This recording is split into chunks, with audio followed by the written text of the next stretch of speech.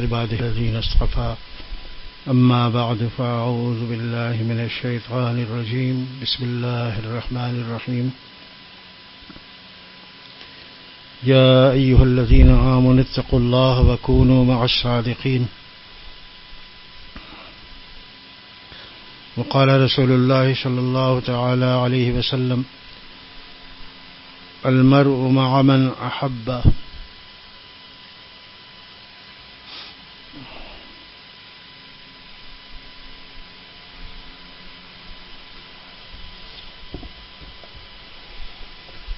میرے دوستوں بزرگوں عزیز ساتھیوں،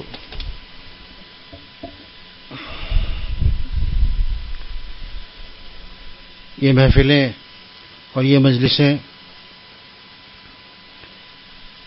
جس کو آج ہم ویسے ہی معمول کا حصہ سمجھتے ہیں اور کچھ زیادہ اہمیت ہمارے قلب میں نہیں ہوتی،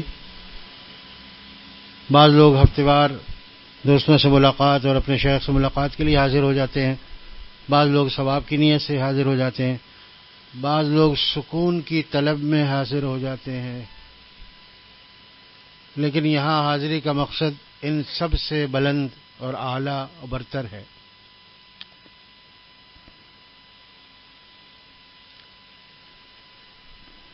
اور وہ یہ ہے کہ ہم اللہ والوں کی مجلس میں،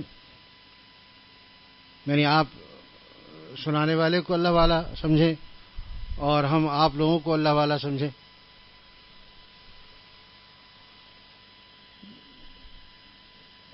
پتہ نہیں کون اللہ تعالیٰ کے علم میں اللہ والا ہے، یہ اللہ ہی جانتا ہے نا؟ یہ کوئی کسی کے متعلق نہیں کہہ سکتا، گمان رکھتا ہے، گمان ہی ہمارے لیے کافی ہے کہ ہم جس کی محفل میں جا رہے ہیں وہاں جو بات سنائی جا رہی ہے وہ اللہ والوں کی باتیں ہیں اور جو بیان کر رہا ہے وہ اللہ والا ہے، اور جو سنا رہا ہے اس کو یہ گمان رکھنا چاہیے کہ جو آ رہے ہیں وہ اللہ والے ہیں۔ حضرت حاجی امداد اللہ مہاجر مکی رحمۃ اللہ علیہ فرماتے تھے کہ میں ان لوگوں کو جو اللہ تعالیٰ کا نام سیکھنے کے لیے یا اللہ تعالیٰ کا دین سیکھنے کے لیے میرے پاس آتے ہیں، ان لوگوں کے قدموں کو اپنی نجات کا ذریعہ سمجھتا ہوں۔ بڑے لوگ ہیں نا، حضرت حاجی صاحب ہیں، بڑے بڑے علماء کے شیخ ہیں، جتنے اکابر علماء دیوبند ہیں، حضرت مولانا قاسم نانوتوی رحمۃ اللہ علیہ، حضرت مولانا رشید احمد گنگوہی رحمہ اللہ تعالی، حضرت مولانا شاہ اشرف علی تھانوی رحمۃ اللہ علیہ، حضرت مولانا خلیل احمد سہارنپوری رحمۃ اللہ، سارے بڑے بڑے جبال العلم ہے۔ ان کے شیخ ہیں سید الطائفہ، کہتے ہیں کہ میں ان آنے والوں کے قدموں کو اپنے لیے نجات کا ذریعہ سمجھتا ہوں۔ اور یہ بڑے لوگ جو فنائیت کے الفاظ استعمال کرتے ہیں تو اس میں تکلف اور بناوٹ بالکل بھی نہیں ہوتی، جو بات کہتے ہیں دل سے کہتے ہیں۔ اور بقول حضرت مولانا محمد احمد صاحب رحمۃ اللہ علیہ کے، یہ دل کی ہے آواز کہ میں کچھ بھی نہیں ہوں، یہ زبان کی آواز نہیں ہے بلکہ یہ دل کی ہے آواز کہ میں کچھ بھی نہیں ہوں، یہ دل کی ہے آواز کہ میں کچھ بھی نہیں ہوں، ہے اس پہ مجھے ناز کہ میں کچھ بھی نہیں ہوں۔ سبحان اللہ، کیا ناز ہے، سبحان اللہ۔ یہ دل کی ہے آواز کہ میں کچھ بھی نہیں ہوں، ہے اس پہ مجھے ناز کہ میں کچھ بھی نہیں ہوں، کچھ ہونا میرا ذلت خواری کا سبب ہے، کچھ ہونا میرا ذلت خواری کا سبب ہے، یہ ہے میرا اعزاز کہ میں کچھ بھی نہیں ہوں، یہ ہے میرا اعزاز کہ میں کچھ بھی نہیں ہوں۔ ہمارا ذوق اور ہمارا مزاج کیا ہے کہ اگر ہمیں لوگ اونچی جگہ بٹھائیں، ہمارا خیر مقدم کریں اور ہماری حیثیت کا خیال کریں، عزت کریں، دوسروں سے بہت ہی اچھے الفاظ میں تعارف کروائیں تو ہم سمجھیں گے کہ یہ اعزاز ہے میرا، لیکن اللہ والوں کا اعزاز الگ ہوتا ہے.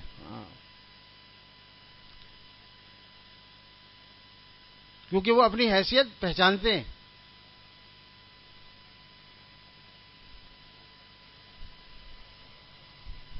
ہمارے استاد حضرت قصری کانپوری ہیں، وہ فرماتے ہیں کہ میں اپنے آپ کو پہچانتا ہوں اس لیے قصری، میں اپنے آپ کو پہچانتا ہوں اس لیے قصری، زمانہ طنز کرتا ہے تو ہنس کر ٹال دیتا ہوں. تو اللہ والے بھی خود کو پہچانتے ہیں کہ میری حیثیت کیا ہے. وہ جانتے ہیں کہ اللہ تعالیٰ کے ہاں جب میں مقبول ہو جاؤں گا تب میری محنت سوارت ہوگی اور میں اپنے آپ کو کچھ سمجھنے کے لائق ہوں گا اور شکر کروں گا. آج تو قبل از وقت ہے وہ طالب علم جو نتیجہ آنے سے پہلے خود کو کامیاب سمجھ لے، انتہائی دھوکے میں. تو اللہ والے دھوکے کی زندگی سے نکلے ہوئے ہوتے ہیں، سچائی کا سامنا کرتے ہیں، حقیقت سے منہ نہیں موڑتے. وہ جانتے ہیں کہ میں کیا ہوں. لوگوں کے واہ واہ سے دھوکے میں نہیں آتے، لوگوں کے مصافحہ کرنے سے، لوگوں کے ہاتھ چومنے سے، لوگوں کے سلام کرنے سے، لوگوں کے ہدیہ دینے سے اور لوگوں کی عزت کرنے سے وہ اپنی عزت نہیں بڑھاتے، اپنی قیمت نہیں لگاتے. وہ اپنی قیمت اللہ تعالیٰ کی نگاہ میں ہر وقت سوچتے رہتے ہیں کہ میری قیمت کیا ہے اللہ کی نگاہ میں.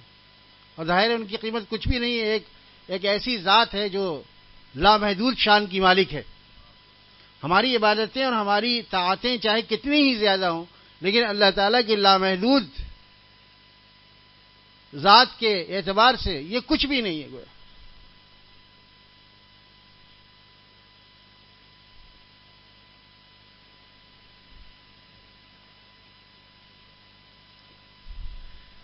اللہ.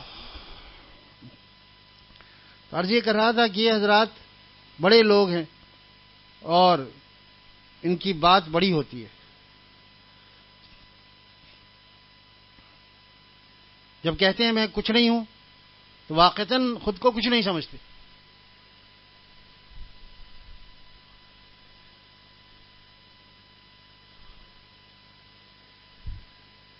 ورنہ پھر وہ سادہ دیہاتی جو ہے وہ آیا اپنے دوست کے کہنے پہ آیا اور کس کی مجلس میں آیا؟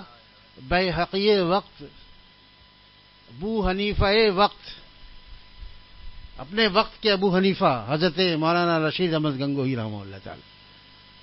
یہ بڑے علماء نے ان کو لقب دیا ہے، خود سے لقب نہیں لگایا. وقت کا بیہقی اور وقت کا ابو حنیفہ حضرت مولانا رشید احمد گنگوہی رحمہ اللہ. تو جہاں بہت بڑے عالم اور بہت بڑے مفسر اور فقیہ ہیں، وہیں بہت بڑے اللہ والے ہیں، بہت بڑے شیخ ہیں. کسی دوست نے کہا ایک دوست کو کہ بھئی وہ اللہ والوں کی صحبت ضروری ہے، حضرت کی مجلس ہوتی ہے تو وہاں چلے جاؤ، فائدہ ہوگا انشاءاللہ. تو مجلس میں آ گئے کہنے پہ، اچھا ٹھیک ہے میں دیکھتا ہوں جا کے کیا ہوتا ہے. تو وہاں پہنچے، اسی طرح کا کوئی بیان چل رہا تھا فنائیت پر. جب بات ختم ہو گئی تو حضرت نے پوچھا اور کیسے آنا ہوا، کیسے آئے؟ حضرت سے فیض حاصل کرنے کے لیے آیا ہوں اور حضرت کی صحبت میں بیٹھنا چاہتا ہوں اور تاکہ دین سیکھوں. تو انہوں نے فرمایا کہ میرے پاس کیا ہے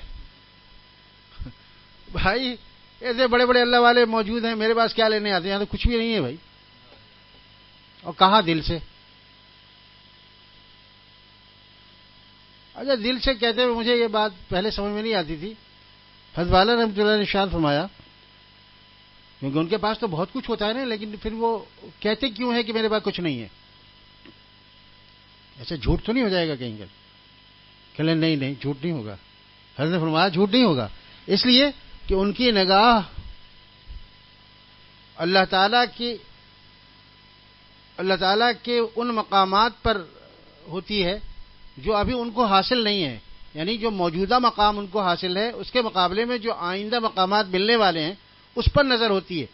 اس کے مقابلے میں جو موجودہ حالیہ مقام ہے وہ کالعدم ہوتا ہے، گویا نہیں ہے. اور دوسروں سے اچھا گمان رکھتے ہوئے، دوسرے اللہ والوں سے اچھا گمان رکھتے ہوئے سمجھتے ہیں کہ ان سے زیادہ فائدہ ہوگا انہیں میری بنسبت، لہذا ان کے پاس بھیج دیتے. بھائی میرے یہاں کچھ نہیں ہے، بھائی ان کے پاس چلے جاؤ، فلاں کے پاس چلے جاؤ، فلاں فلاں فلاں. ہم جس وقت یہاں پہ حضرت والا رحمہ اللہ تعالیٰ کے پاس حاضر ہوئے شروع تو کافی اللہ والے کراچی میں موجود تھے. حضرت والا نام لے کر فرماتے تھے.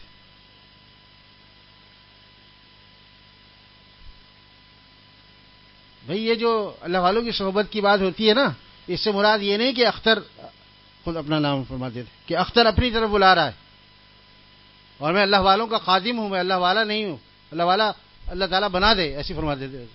حضرت کے الفاظ میں بھی سبق ہے ہم لوگوں کے لیے، ہم چھوٹوں کے لیے سبق ہے. فرماتے تھے میں اللہ والا نہیں ہوں لیکن اللہ والے کا خادم ضرور ہوں. یہ کہنے میں مجھے کوئی عار نہیں ہے کہ میں اللہ والوں کا خادم ہوں. اور خدمت سے بعض دفعہ بہت کچھ مل جاتا ہے. تو اللہ تعالیٰ کی رحمت سے بعید نہیں ہے کہ اللہ تعالیٰ ہمیں بھی مرتے دم تک، مرنے سے پہلے اللہ والا بنا دے. اسی آس میں جی رہا ہوں. دعویٰ تو کسی کو زیبا ہے ہی نہیں، اور کسے پتا وہ اللہ والا ہے کہ نہیں ہے، لہذا کبھی یہ لوگ دعویٰ نہیں کرتے.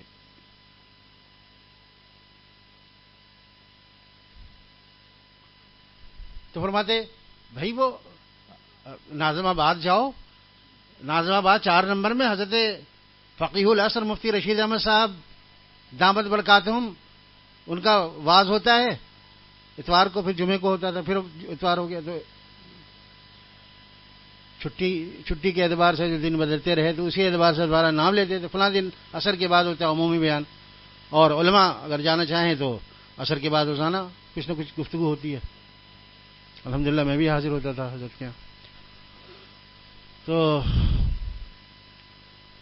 اور بھی ہے حضرت شیخ الحدیث حضرت سلمان محمود صاحب، شیخ الحدیث دارالعلوم کراچی کے.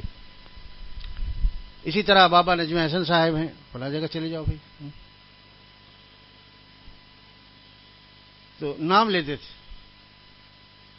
حضرت ڈاکٹر عبدالحی صاحب عارفی رحمۃ اللہ علیہ موجود ہیں، دیکھو ناز آباد میں. اور فرماتے تھے دیکھو حضرت تھانوی رحمۃ اللہ علیہ کے ایک ہی خلیفہ ہیں جو ابھی کراچی میں یہاں موجود ہیں. اچھا مفتی شفیع صاحب رحمۃ اللہ کا زمانہ ہمیں نہیں ملا، اس لیے حضرت ان کے زمانے میں ان کا نام بھی لیتے ہوں گے، لیکن جب ہم نے جانا شروع کیا تو اس وقت حضرت ڈاکٹر عبدالحی صاحب عارفی رحمۃ اللہ کا نام بھی والا سب سے پہلے لیتے تھے. پھر فرماتے اس کے علاوہ ان کے خلفاء یہ دونوں بھائی جو ہیں حضرت مفتی تقی عثمانی صاحب، حضرت مولانا رفیع عثمانی صاحب، ان لوگوں کی مجالس بھی ہوتی ہیں. جس کو جس سے مناسبت چلا جائے وہاں جائے اور اپنی مناسبت تلاش کرے، وہاں دیکھے، اگر ان سے فائدہ ہوتا تو وہاں تعلق قائم کر لے. سب اللہ والے ہیں، سب کا مزاج الگ الگ ہے. گلشن میں اللہ تعالیٰ نے بہت سارے پھول پیدا کیے، ہر کا رنگ الگ ہے، ہر کی خوشبو الگ ہے. تو جس خوشبو سے اور جس رنگ سے جس کو مناسبت ہوتی ہے تو اسی سے وہ جڑ جاتا ہے، فائدہ ہوتا ہے اس کو. ہر شہر کو فائدہ نہیں ہوتا. اس لیے حضرت جگر فرماتے ہیں کہ آدمی آدمی سے ملتا ہے. حضرت جگر مراد آبادی کہتے ہیں کہ آدمی آدمی سے ملتا ہے، دل مگر کم کسی سے ملتا ہے. آدمی آدمی سے ملتا ہے، دل مگر کم کسی سے ملتا ہے.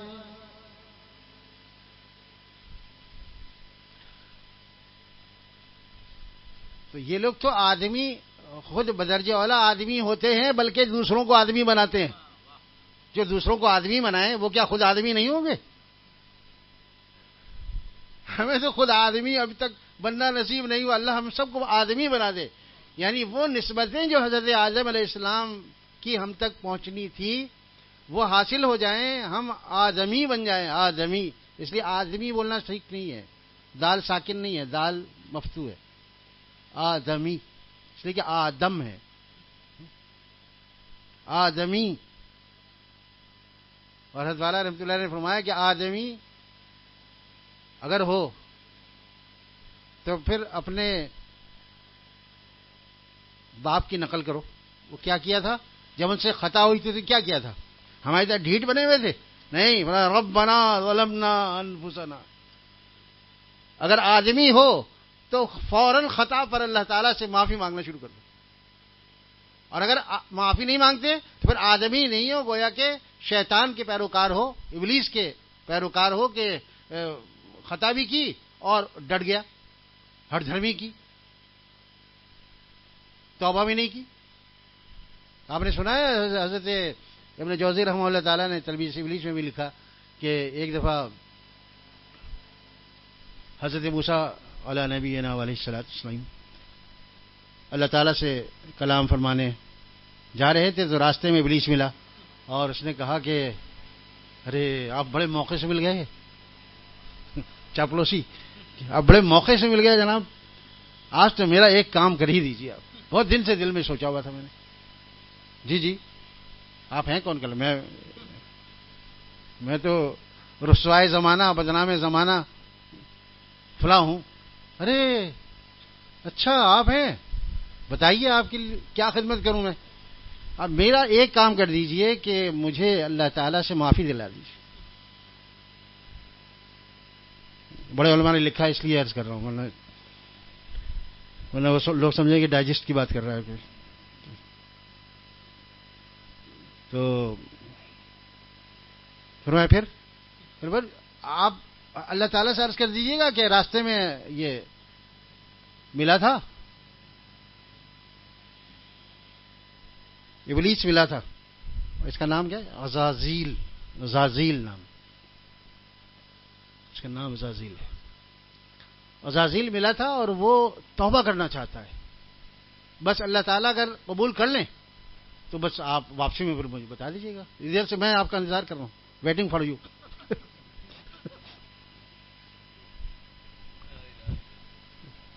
انہوں نے کہا اوکے ٹھیک ہے.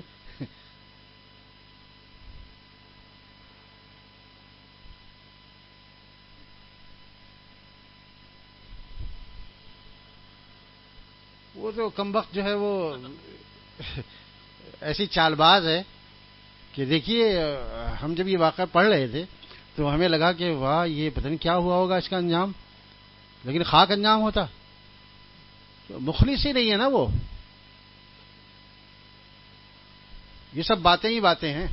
اچھا لوگ کہتے ہیں، ہم لوگوں میں سے بہت سے لوگ کہتے ہیں مولانا دعا کیجیے گا میں بھی پابند ہو جاؤں نماز کا، میں بھی تقویٰ سے رہوں، میں بھی داڑھی رکھ لوں، میں بھی اللہ والا بن جاؤں. بس دعا کیجیے گا، بڑا دل چاہتا ہے لیکن دعا کیجیے گا. باتیں ہیں صرف.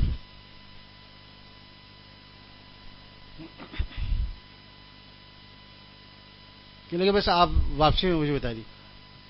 تو اللہ تعالیٰ کے جب حاضر ہوئے تو اللہ تعالیٰ کو سب کو معلوم ہے، لیکن معلوم ہونے کے باوجود بھی حضرت موسیٰ علیہ السلام نے عرض کیا کہ اللہ آپ کو تو سب معلوم ہے کہ ابھی راستے میں کون ملا تھا مجھے اور مجھ سے کیا کہہ رہا تھا. تو اس نے مجھ سے التجا کی ہے کہ میں اس کا پیغام آپ تک پہنچاؤں کہ آپ اس کی توبہ قبول کر لیجئے. وہ شرمندہ ہے. تو یا اللہ آپ تو لاکھوں کروڑوں کی توبہ قبول کرتے ہیں، کرتے رہیں گے، اس کی ایک توبہ کی سفارش تو میں بھی کرتا ہوں. یہ ظالم ایسا خبیث ہے کہ اس کی وجہ سے دوسرے لوگ گناہ گار ہو رہے ہیں. اگر یہ سیدھے راستے پر آ گیا تو بس پھر ایک نفس رہ جائے گا، اس کا مقابلہ آسان. ابھی تو دو دشمن ہے نا، پھر ایک نفس رہ جائے گا، ایک بڑا دشمن جو ہے نا یہ سامنے کا بالکل یہ ختم ہو جائے گا. یا اللہ آپ بس اس کو تو معاف کر ہی دیں، بس توبہ قبول کر لیں. اللہ تعالیٰ نے نہیں مجھے تو کوئی اس میں حرج نہیں نظر آتا، آپ ان سے کہہ دیجیے گا جاتے ہوئے واپسی میں کیا تیری توبہ. لیکن ایک شرط ہے کہ دیکھو تجھ سے جو میں ناراض ہوا تھا تو حضرت آدم علیہ نبی علیہ الصلوۃ والتسلیم کو سجدہ نہ کرنے کی وجہ سے ہوا تھا. اب ان کی قبر فلاں جگہ ہے، جگہ بتائیے اللہ تعالیٰ، فلاں جگہ جائے اور قبر کو سجدہ کر دے، میں راضی ہو جاؤں گا. اچھا ٹھیک ہے. میں حضرت موسیٰ علیہ السلام بڑے پر امید تھے کہ وہ قبر کو سجدہ کرنے میں کیا جائے گا اس کا. جب واپسی ہوئی اور انہوں نے پوچھا ارے واہ حضرت آپ نے میرا کام کیا بنا، میرا کیا بنا. بھائی کام ہو گیا تیرا. کیا ہوا؟ اللہ تعالیٰ نے کیا فرمایا؟ فرمایا کہ اللہ تعالیٰ نے فرمایا کہ تیری توبہ قبول ہے اور تو حضرت آدم علیہ السلام کے قبر پر سجدہ کر دے، معاف ہو جائے گی. تو بہت زور سے ہنسا. آپ نے سنا بچپن میں جو جنوں کی کہانی ہوتی ہے کر کے، وہ بھی تو کھانا من الجن، تو وہ بھی تو جنوں سے ہے نا. تو ایسا زور کا قہقہ لگایا کہ ہل گیا حضرت موسیٰ علیہ السلام کے. اتنی زور ہنس رہا ہے یہ، وہ سمجھے چلو خوشی میں ہنس رہا ہے کہ اس کی توبہ قبول ہو گئی. لیکن وہ ظالم کی عادت ہی اس برادری کی یہ ہے کہ ہنستے پہلے ہیں، بات بعد میں کرتے. ہم نے کہانیاں سنی تھی نا، ہنستے پہلے ہیں، بات بعد میں کرتے ہیں. پہلے ہنس کے پوچھتے ہیں کیا حکم ہے سرکار.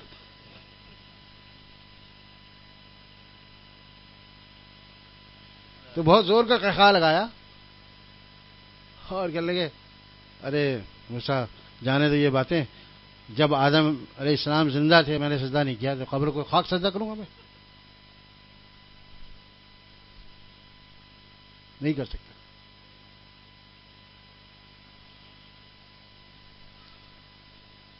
بہت مایوس ہوئے. فرمایا کہ لیکن ایک بات سنیے، میں آپ کو 2-3 باتیں سنا رہا ہوں. آپ نے مجھ پر بہت احسان فرمایا.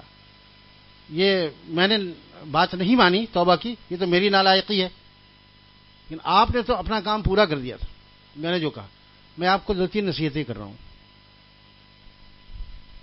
تو اگر اس پر آپ کاربند رہیں گے، آپ یہ بات جا کر اپنی ظاہر امت کو بتائیں گے، لوگوں کو بتائیں گے جو آپ کے قریب بیٹھتے ہیں، آپ کی سنتے ہیں، تو وہ لوگ بچیں گے، اس سے فائدہ ہوگا.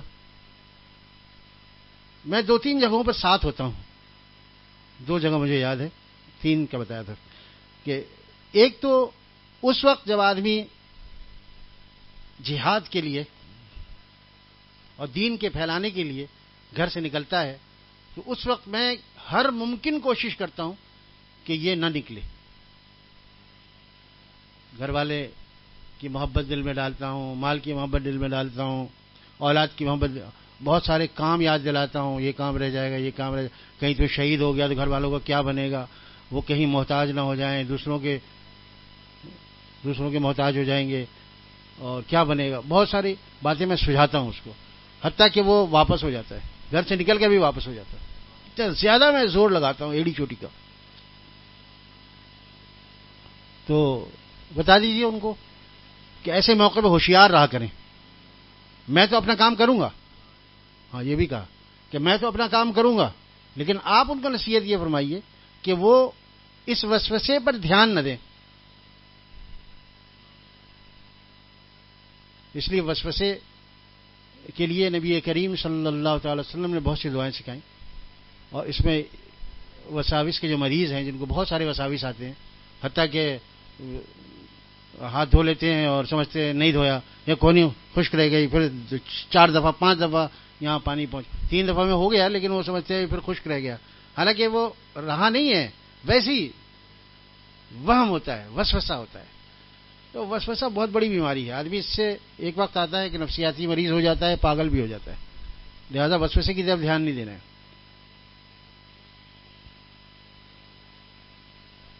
تو میں بہت وسوسہ رہا. اللہم اجعل وساوس قلبی خشیتک و ذکرک، دعا سکھائی. اللہم اجعل وساوس قلبی خشیتک و ذکرک. پہلے یہ جو وساوس ہے نا، ان کو اپنا خوف بنا دے، اپنی یاد بنا دے. جتنے وسوسے آ رہے ہیں اس کو اپنے خوف میں اور اپنی یاد میں تبدیل کروا دے. تو لیے تبدیلی کرنا کوئی مشکل نہیں ہے.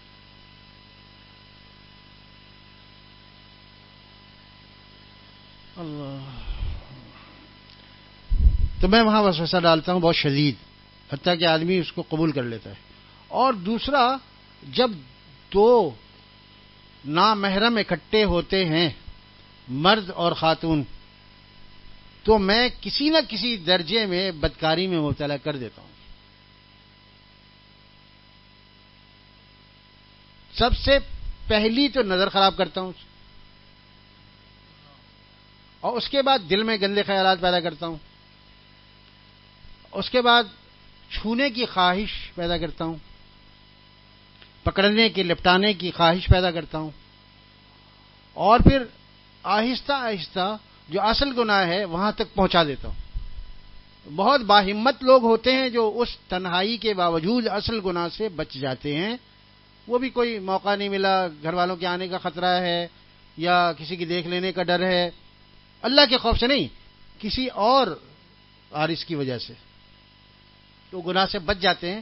لیکن بقیہ جو پہلے کے گناہ ہیں نا، جو ذکر کیے، زبان کو بھی استعمال کرواتا ہوں، کان کو بھی استعمال کرواتا ہوں، اور بھی اعضاء ہیں جو استعمال کرواتا ہوں، اور پھر آخری عمل وہاں تک میری پوری کوشش ہوتی ہے کہ وہاں تک پہنچا جائے. تو ان لوگوں سے کہیں کہ کبھی عورت اور مرد تنہا نہ ہو. اس لیے بزرگوں نے لکھا ہے کہ اگر تنہائی میں حضرت حسن بصری رحمہ اللہ تعالی اور حضرت رابعہ بصریہ رحمہ اللہ علیہ یہ دونوں جمع ہو جائیں تو شیطان ضرور بھی ضرور ان سے کچھ نہ کچھ کروا کے رہے گا.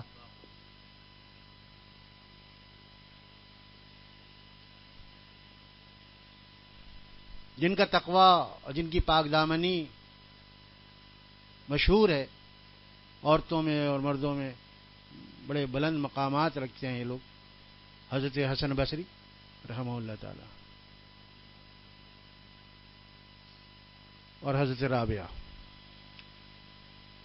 میں ان سے بھی کچھ نہ کچھ کروا لیں. تو وہاں سے یہ نصیحت لے کر پھر وہ حضرت موسیٰ علیہ السلام واپس ہو گئے. اس کی نصیحت تھی، اچھی بات تھی. شخصیت تو بری تھی لیکن نصیحت اچھی تھی. شخصیت تو بری تھی لیکن نصیحت اچھی تھی. جیسے وہ چور آتا تھا نا، حضرت ابو ہریرہ رضی اللہ عنہ کے نگراں تھے گودام میں، اور وہ روزانہ کچھ نہ کچھ چاول گندم وغیرہ چوری کر کے چلا جاتا ہے. مطلب کہ یہ آتا کہاں سے؟ یہ تو جگہ تو بند رکھتے ہیں ہم، اور دروازہ بھی بند ہے، کھڑکی بھی بند ہے، یہ آتا کہاں سے لے کے چلا جاتا ہے؟ ایک دن پکڑ لیا، ہاتھ پکڑا، بھائی معاف کر دے، معاف کر دے، اب نہیں آؤں گا، اب نہیں آؤں گا، چھوڑ دیا. آ کر حضور صلی اللہ علیہ وسلم کی خدمت میں حضرت ابو ہریرہ رضی اللہ عنہ ارشاد فرماتے ہیں، عرض کرتے ہیں یا رسول اللہ صلی اللہ علیہ وسلم، کل وہ جو ہمارے بیت المال کی گندم وغیرہ اناج جہاں رہتا ہے نا، تو وہاں پہ میں وہاں موجود تھا، تو کچھ کھٹپٹ کی آواز آئی. مجھے شک ہو رہا تھا کہ یہاں سے کچھ چیز غائب ہوتی ہے، غلہ غائب ہو رہا ہے. پھر میں نے پکڑ لیا اس کو. پھر کیا کیا؟ پھر میں نے بہت قسمیں کھائی اس نے، اور کہا اللہ کی قسم نہیں آؤں گا. جھوٹا آدمی ہے تو جھوٹی قسم کھا لو.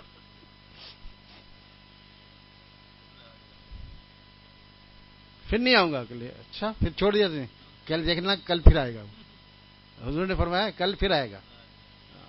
یہ علم غیب نہیں تھا. ہاں، یہاں اس کی وضاحت ہونی چاہیے. اللہ تعالیٰ بتاتے تھے، تو جو اللہ تعالیٰ کے بتانے سے حضور صلی اللہ علیہ وسلم کوئی بات امت تک پہنچائیں تو اسے علم غیب نہیں کہنا.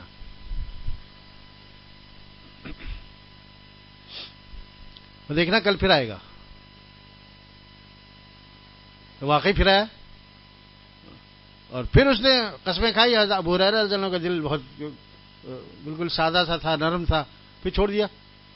تو میں آیا تھا کل؟ جی آیا تھا. پھر چھوڑ دیا کہ ہاں چھوڑ دیا. اچھا دیکھنا پھر کل پھر آئے گا.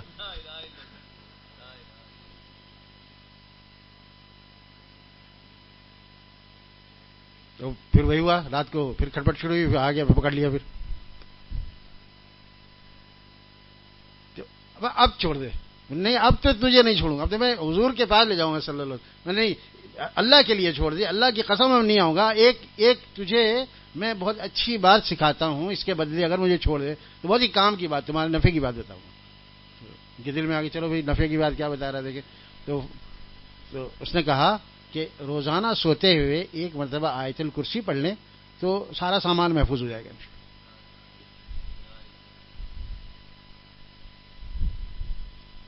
اللہ. جا کے حضور صلی اللہ علیہ وسلم نے سے عرض کیا کہ آپ نے ارشاد فرمایا تھا، واقعی پھر آیا اور پھر چھوڑ دیا. پھر چھوڑ دیا.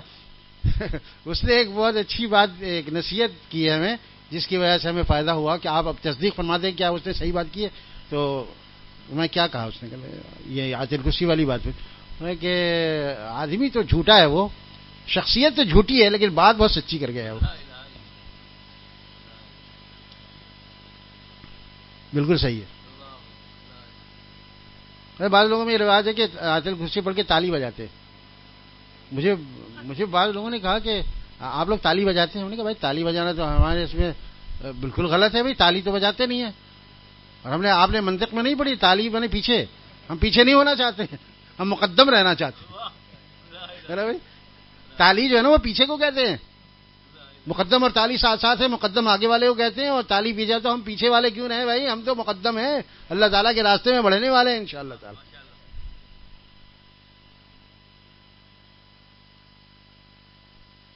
تو تالی والی نہیں بجانا چاہیے. آیت الکرسی پڑھ لیں, اس کے بعد تینوں قل پڑھ لیں. اس کے پھر حضور صلی اللہ علیہ وسلم جس طرح عمل مبارک تھا کہ آپ اپنے دو ہتھیلیوں پر اس کو دم فرما لیتے تھے اور سر سے لے کر اور پیر تک اعضاء پر پھیر لیتے تھے 3 دفعہ. خاص کر جو معوذتین جسے کہتے ہیں, دونوں قل اخیر کے سورہ فلق اور ناس. اتنا اہتمام فرماتے تھے کہ آخر میں حضرت عائشہ صدیقہ رضی اللہ عنہا, صدیقہ بنت صدیق ام المومنین حضرت عائشہ صدیقہ رضی اللہ عنہا نے دیکھا آخر میں کہ حضور کا تو یہ معمول تھا, اب حضور صلی اللہ علیہ وسلم کا بظاہر وقت لگ رہا ہے کہ اور ہمت بھی نہیں ہے, قوت بھی نہیں ہے, مرض الموت ہے. تو انہوں نے سوچا کہ کیوں نہ حضور صلی اللہ علیہ وسلم کے جسم پر میں دم کر کے, کیونکہ پتہ تھا کیا پڑھتے, معوذتین پڑھ کر میں دم کر کے اور پھیر دوں کہ حضور کا معمول قضا نہ ہو. لیکن پھر سوچا کہ میرے ہاتھ کیا استعمال ہوں, پڑھ دیتی ہوں حضور کے ہاتھوں پر. حضور صلی اللہ علیہ وسلم کے دست مبارک پر پڑھ کر دم کیا اور آپ کے ہاتھ ہی پھیر دیے سب طرف. جس طرح مسواک کا بھی عمل تھا آخری, وہ بھی حضرت عائشہ صدیقہ رضی اللہ عنہا کو شہادت نصیب ہوئی. تو بہرحال بات کہاں سے رکی تھی؟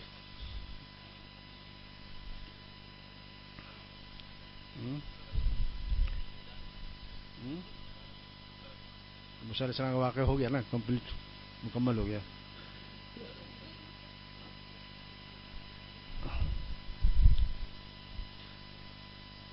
میں عرض کر رہا تھا کہ جب آدمی اللہ والوں کے پاس پہنچتا ہے تو خود کو کہتے ہیں کہ میں کچھ نہیں ہوں. تو وہ آدمی اپنے دوست کے کہنے پر حضرت رشید احمد گنگوئی رحمہ اللہ تعالیٰ کے پاس, میں صحیح پہنچا نا, تو وہ بھی پہنچا میں بھی پہنچا. اللہ تعالیٰ نے پہنچا ہے الحمدللہ, اللہ ملک الحمدللہ کا شکر ہے. تو جب ان سے پوچھا کیوں آئے, تو نہیں میں دین سیکھنے آیا ہوں, چاہتا ہوں کہ حضرت سے تعلق قائم کر لو اصلاحی, تاکہ میں دیندار بن جاؤں, اللہ والا بن جاؤں. تو فرمایا کہ یہاں کیا ہے, یہاں کچھ نہیں ہے بھائی.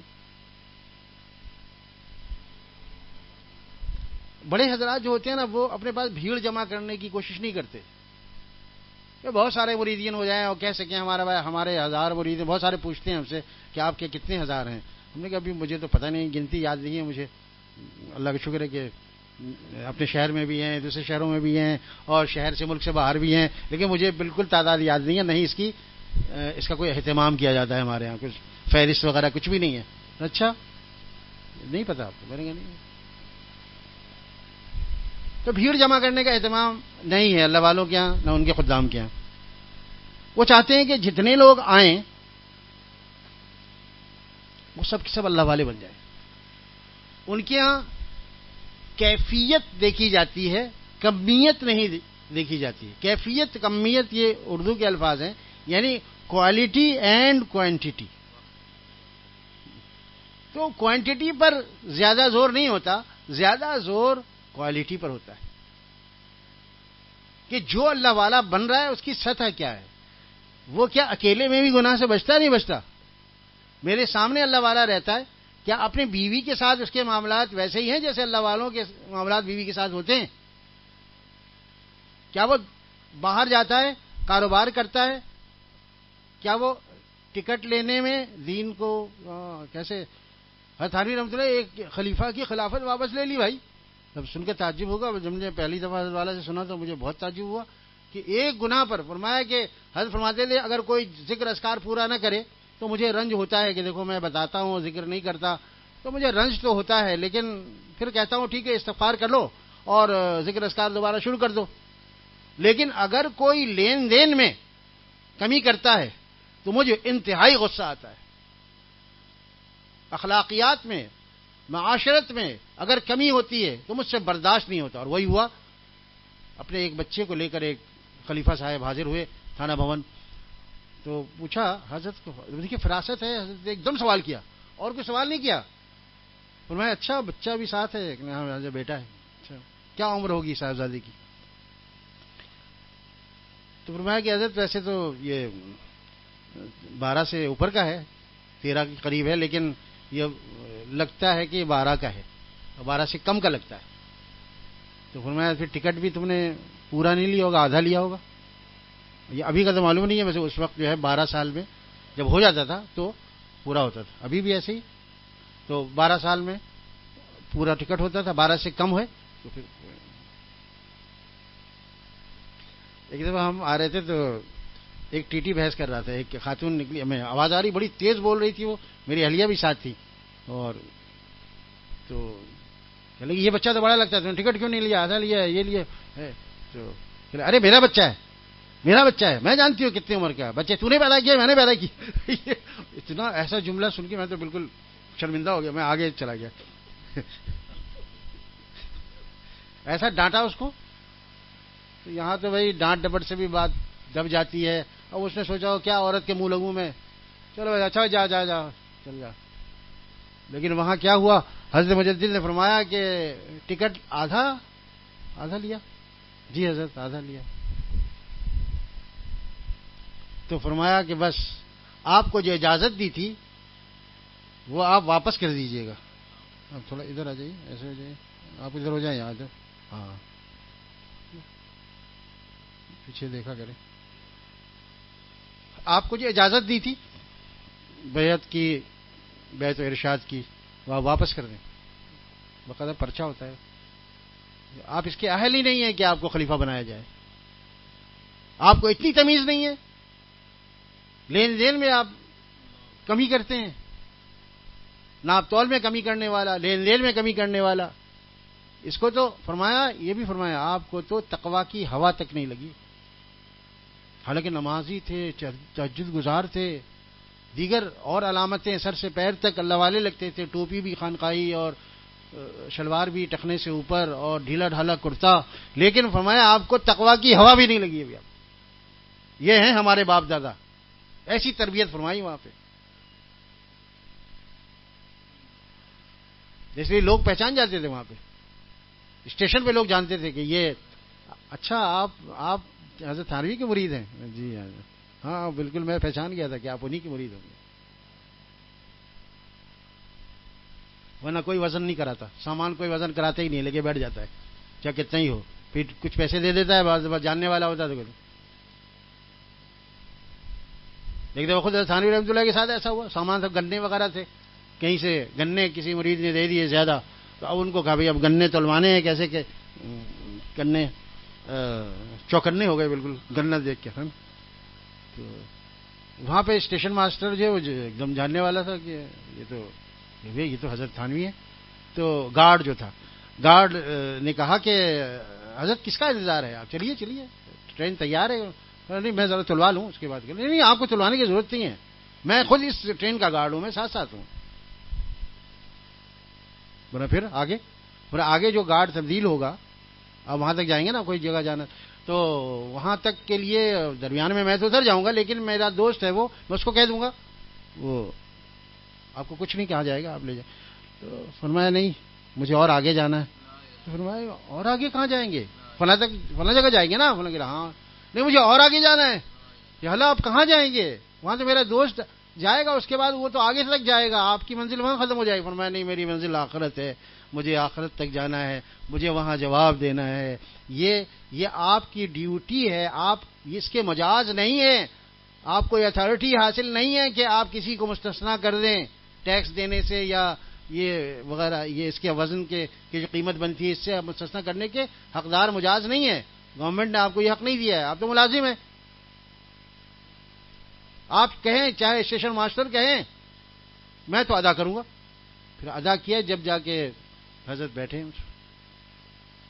یہ بظاہر تو چھوٹی چھوٹی باتیں لگتی ہیں لیکن جب وقت آتا ہے نا تو آدمی پہچانا جاتا ہے کہ ہاں اس کے اندر کتنا تقویٰ ہے.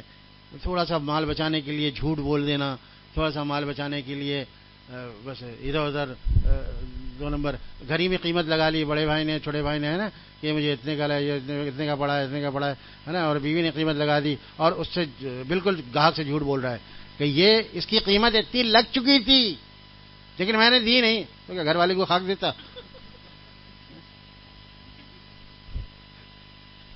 یہ ہیلے بہانے ہیں, یہ دھوکہ اللہ تعالیٰ کو کوئی نہیں دے سکتا. پہلے سے طے کر لیتا ہے کہ دیکھو میں اتنے کی بولوں گا, تم اس کی قیمت اتنی لگا دو گی, ٹھیک ہے, اور میں تاکہ گاہک کو یہ کہہ سکوں کہ اتنی قیمت لگ چکی ہے لیکن میں نے دی نہیں. تو دھوکہ ہے, یہ صریح دھوکہ ہے.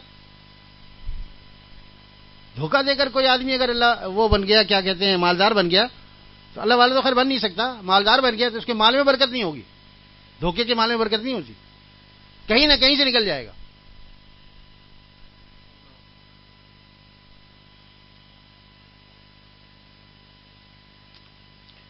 ایک بزرگ نے فرمایا کہ ہم اگر دھوکہ دے کر کہیں کچھ کام کرتے ہیں نا تو ہاں ہم سے مال دودھ والا لے لے گا.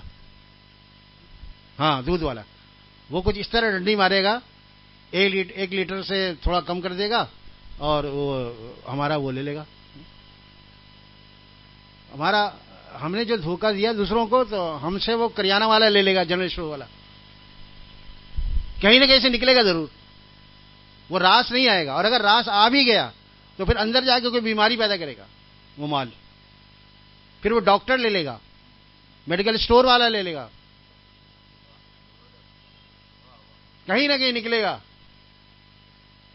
اور اگر یہاں سے بچ بھی گئے, بازوں کو اللہ تعالیٰ بچا دیتے, خوب پھلتا پھولتا رکھتے ہیں, لوگ دیکھ کر رش کرتے, ارے واہ ایسے دیکھو نا, کہتے ہیں نا آج کل بھائی دیانتداری کا زمانہ نہیں ہے آج کل, جب تک جھوٹ نہیں بولو گے, جب تک دھوکہ نہیں دو گے. دیکھو فلاں کو دیکھا آپ نے کیسے کاروبار میں کیسے ترقی کر رہا ہے, کہاں پکڑ ہوئی, کچھ ہوئی. سب ایسی مولویوں کی باتیں ہیں. بازوں کو ڈھیل دی جاتی ہے, وہ ایک دم پکڑ آتی ہے بعد میں, اور بازوں کو قبر میں, اس کے بعد بازوں کو جہنم میں. تو ہے یہ. اللہ تعالیٰ ہم سب کو اللہ والا بنا دے, ہم سب کی اصلاح فرما دے, اور ہمارا ظاہر و باطن اللہ تعالیٰ ایک فرما دے. جب ظاہر و باطن ایک ہو جائے گا, اچھا کیسے ہوتا ہے, ایک بات آخری, حضرت اصغر فرماتے ہیں, حضرت جگر مراد آبادی کے استاد ہیں, وہ کہتے ہیں کہ آدمی نہیں سنتا, آدمی نہیں سنتا, آدمی کی باتوں کو,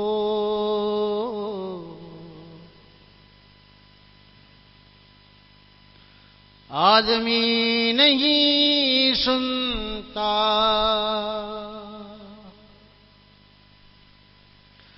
آدمی نہیں سنتا,